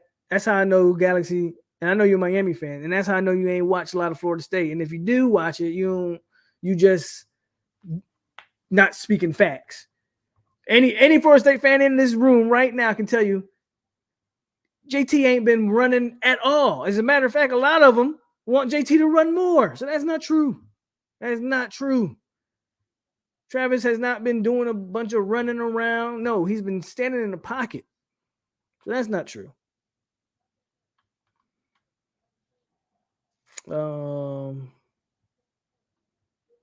How's Richardson doing after he got hurt? Richardson. Who we talking about? We talking about Anthony Richardson, or we talking? I can't think of no Richardson on Florida State. You must be talking about Anthony Richardson. I feel bad for Helton. Helton will be all right. I don't feel bad for Helton. He dropped that damn pass last year that would have gave us Jacksonville State. My bad, Polk. Got in here late. What was your overall take on the game? We didn't really go over the game that long, John. I'm not gonna lie to you. It wasn't a lot to go over. But in a nutshell, we played a sloppy game that we still were able to win 41-16. Anytime you can play a game, I think that we played kind of poorly in certain aspects. As a whole, we did enough to win, obviously, by a wide margin, but we had a ton of penalties, more drop passes that continue to kind of be concerning. Turned the ball over. Again, a bunch of penalties, and yet you still were able to find a way to beat Georgia Tech 41-16. And that last touchdown you gave up literally on the last play of the game with the entire second and some of the third team guys in there. You got to clean those things up, obviously, but not a lot to go over. Georgia Tech is the team I knew they were, not a good football team, and we did what we were supposed to do. And Jordan Travis played outstanding, and he earned a sticker today. Almost threw for 400 yards. So Jordan Travis was the man today. Nope. Talked about that Wednesday. So if you want to know my take on that one, go check out the Wednesday show. But no. Short answer, no. Defense, I would give the defense. Let's do the grades. We're going on almost 2 hours. So we'll do the grades, and then we'll get up out of here. One of the good things about those noon games, you can do the show, and then we can go enjoy the rest of your night. So let's do these grades. Let's read a few more comments, get the position grades out, and then y'all can enjoy the rest of y'all football Saturday or whatever it is y'all want to do. I think Travis J probably is gone. Kind of weird, but I will say this. Him agreeing to be on the scout team, maybe he's not gone. And maybe whatever vision they have for him, I don't know if they're moving him. I don't know what they're going to do. Because what's stopping him from hitting the portal right now? I mean, if that's the case, Travis J there's a lot of players currently right now hitting the portal in college football. Why hasn't he done it, right? And he's on the scout team, so it's not like he affects depth. Maybe he's not gone. JT got 88 yards. Yeah, running the ball. This time last year, what did Jordan Travis probably have? 200-300 yards running? Look, South Florida don't like the fact that he ain't running as much. Anthony Richardson, I don't know, guys. How is he doing? I just know Florida's getting whooped, so he's probably not doing that good. Good point. I actually forgot to bring this up, Tyler. I thought the uniforms were horrible. I don't like that look. I get it. You got a new helmet. You want to try certain things. I'll be honest with you. I love the white helmets, but if it's not white on white, I don't want to see it. I thought that white on garnet looked, I didn't like it. Maybe I'm in the minority. I did not like it. Give me back my gold helmet with the garnet uniform. If it's not white on white, don't wear that white helmet. I thought it looked ugly. I thought it looked atrocious, actually. I was like, oh my God, this is ugly. We still won the game. So obviously the white helmets don't mean we lose games, people. But I didn't like it. But Seminole J liked it. He said it looked clean. Bro, I have no idea. I had to do a separate show for that one, bro. I got a few guys off the top of the head. That's a tough question. I think with the amount of running backs, I think it's almost like somebody in that running back room might go.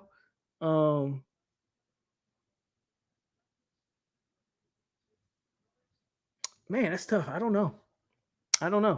I have to really think about that one and do something separate. He meant Anthony. No, I'm not watching a lot of the games except for earlier in the year when y'all was the only one. But I stand corrected if it's late. Yeah, it's okay. It's okay. And let's go ahead. What did y'all think about those uniforms? Yeah, tell them those fans are begging that man to run. But yeah, Jay loved them. The white pants, it might be a good look. I just didn't like it, bro. Not with that helmet. Yeah, I just didn't like it. If it's not white on white, just don't do it, bro. Don't do it. Grades. Jordan Travis, quarterback. Quarterback position gets an A. Running back position gets an A. Right? Receivers, man. Receivers would get an A if they would catch balls. Because they get open, they create their separation. And they have good moments. But we have too many drops as a unit. Pittman drops a ball. Wilson drops a ball. I think Pokey dropped the ball too. I know the tight ends dropped a couple balls. I'm going to give the receivers a solid B. They could have an A if they would catch the damn ball. And same mob says C+. That's fair. I'm going to give them a solid B. 3 TD drops for receivers. Yeah, man. So maybe insane mob's more right than me. Solid B, a C+ for receivers. I'm going to give them a B. B-. I'll give them a B-. I'll meet you in the middle. I'll give them a B-. He said Toafili fumbled twice. Yeah, but Benson was great. Rodney Hill was great. Even Toafili caught a long touchdown pass. So maybe does that make up for the fumbles? I don't know. I'm going to give the running backs A. Receivers a B-. Tight ends is another one. They could have had an A-type performance. I think Marcus and Douglas had a drop, if I'm not mistaken. Cam had that one long play called back, which was a bogus play, by the way. I'm going to give the tight ends. I'd have to go back and watch, right? I don't know how they blocked. So I'd have to go back and watch how the tight ends blocked for an overall grade. So I'll leave a question mark by the tight ends or undetermined from the tight ends. Just from a receiving standpoint, I thought they were C, average at best. Could have been better. Would have had a better grade had not been for a bogus pass interference call. But they were okay. O-line to me was the worst unit on the offense this game. Especially early on in that game. They did not play well early in that game. Overall, they did play fine. I thought they finished stronger than they started. So the lowest grade was the lowest grade I've given out so far. I get I gave the tight ends an undecided grade. The lowest grade I've given out is a B+, B-. So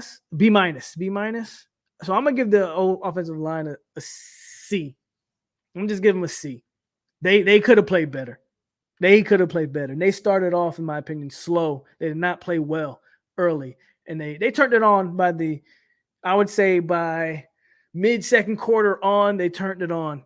Played a little better. But yeah, you guys got it right. C-, C. Yeah, C- for the O-line. I think so. We're all on the same page that the O-line could have played a lot better this game. They could have played a lot better. And the false start, when you mix in the false starts, the bad snaps, holding calls. When you start mixing in those things, C- is actually probably more accurate. Some of you guys like Tyler and George saying C-, y'all probably a little bit more accurate with the O-line. So yeah, C-. I'll go with y'all. C-. I'll go with y'all on that one. I think C-. They could have played better, should have played better. Yeah. Overall, O-line overall B. Sandra, I don't know. I did see one bad holding call. I agree with you, George. But still, man, they had plenty of false starts and bad snaps. Overall, for the offense, though, I got to give the offense. I'm gonna give the offense. This is tough, but I'm gonna give the offense. Oh, Rooster just hit the portal. Not a shocker. He must have not played in. He must have not played today. Wow, Rooster just hit the portal. Them boys spent all off season telling me Rooster was the baddest man in Florida. I wish Knighton the best, though. In all seriousness, I do wish him the best, and I hope he finds a place that he can play football at. So this has nothing to do with Knighton, as I actually know that family, and I wish him the best for sure. But Miami, yeah, that's what I give y'all. Overall grade for the offense, B+. I would say B overall. I agree. I think overall for the offense is a solid B. Trav was amazing. Your running backs were really good. Receivers were good, but could have been better. O-line, need to improve. Could definitely get better. But the penalties, man, the turnovers, got to clean that stuff up.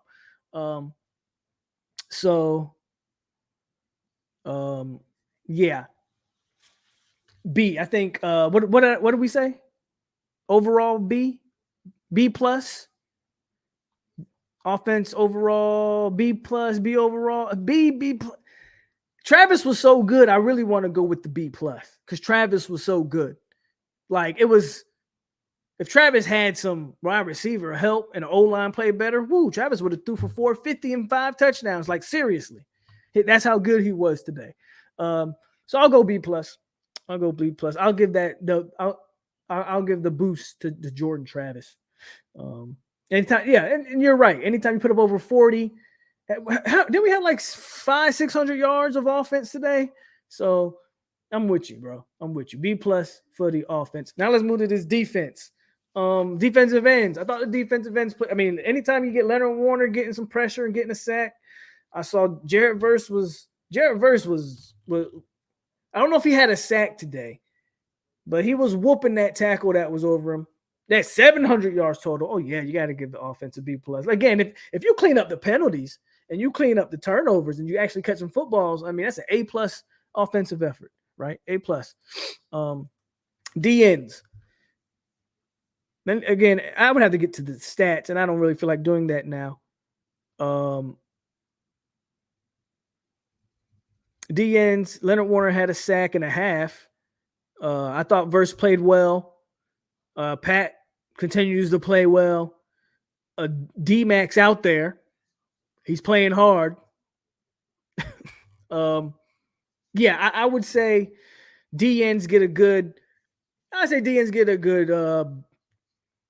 man. I feel like this is I don't know if this is a premature grade because I don't know the exact sack numbers. I'm going to give the defense, without knowing the sack numbers, just from what I remember watching, I'm going to give them defensive ends a solid B. I'm going to give my D tackles, they're a little bit harder to grade, but I actually thought we played stout in the middle. Especially, I think up front, man, we played fairly stout in the middle. Richard says A- for the D ends. Okay. I'm gonna say, bruh, Leonard Warner had a sack. That don't mean he balled out, but stop it. But I'm gonna say D tackles. I'm gonna get the D tackles another solid B because, so D line as a whole, I think deserves a B. Could have got maybe a little bit more pressures and some sacks, but you were stout against the run. You played your gaps well, contained the edge well. Thought the defensive line did their job. 5 sacks for the DNs. We had 5 sacks this game?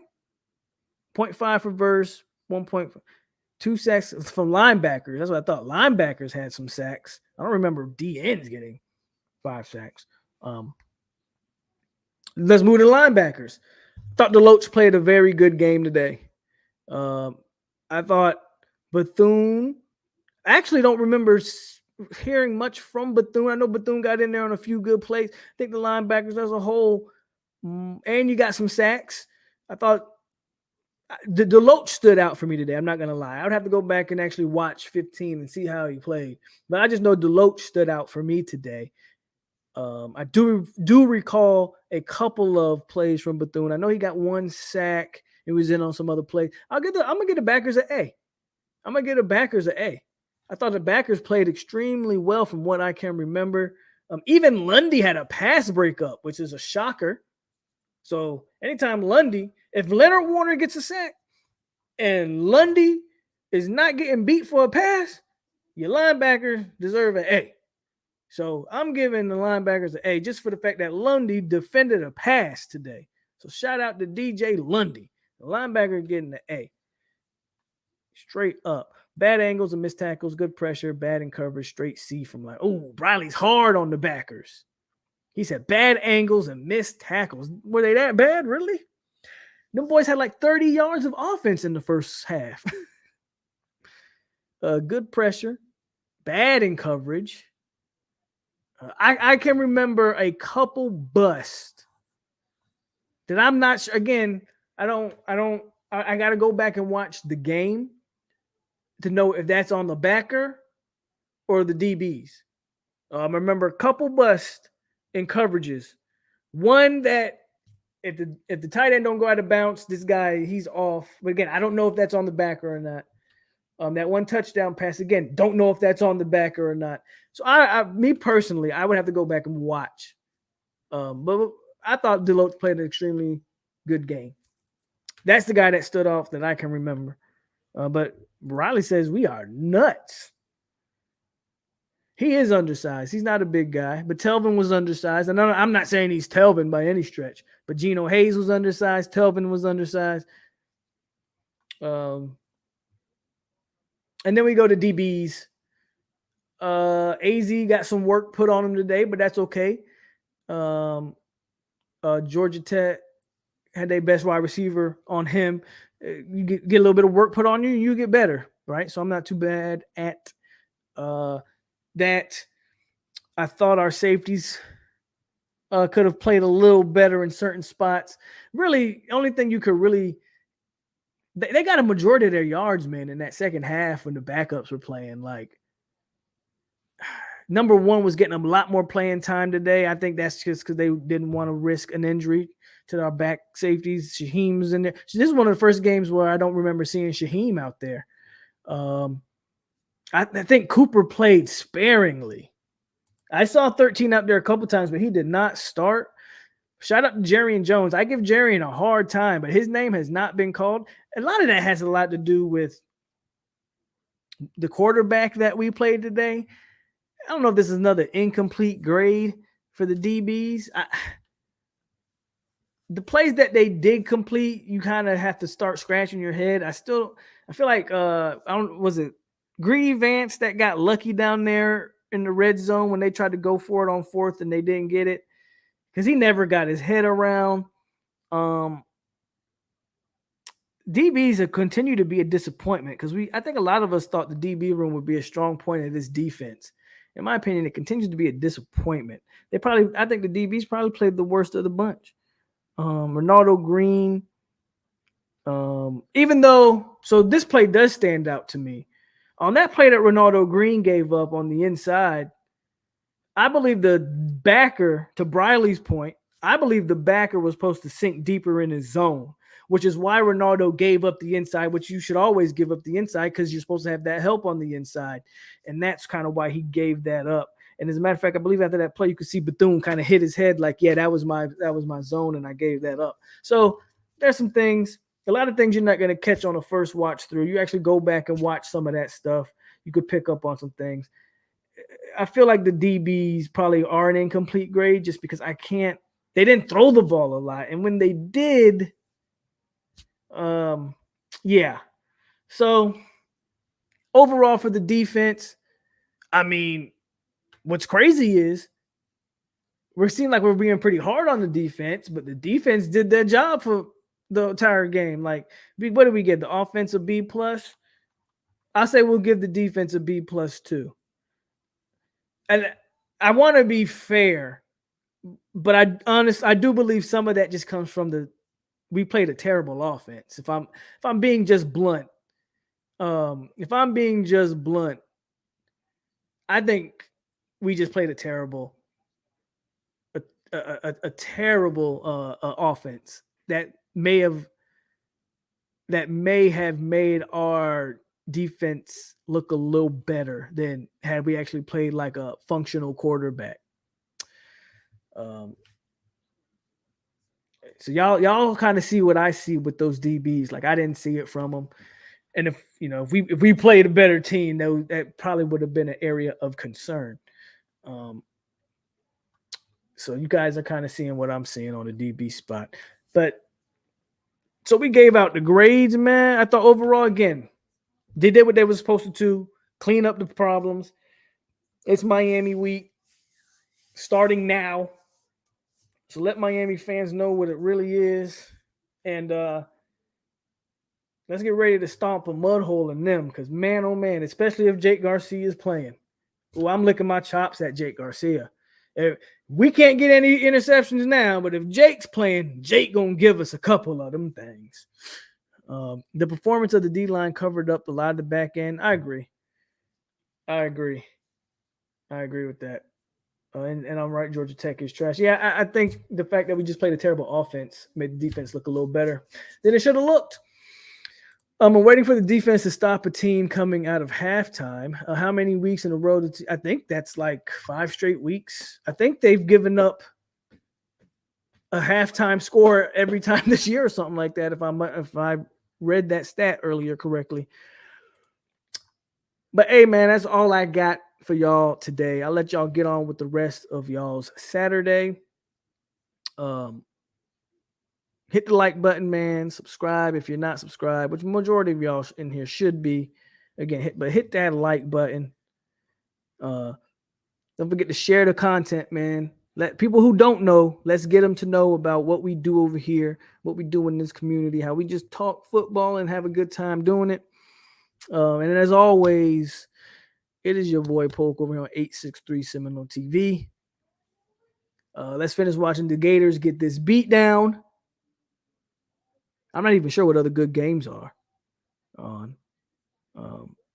But, yeah, like Zoe said, Gators going to get this beat down. Miami, y'all get ready to line that shit up.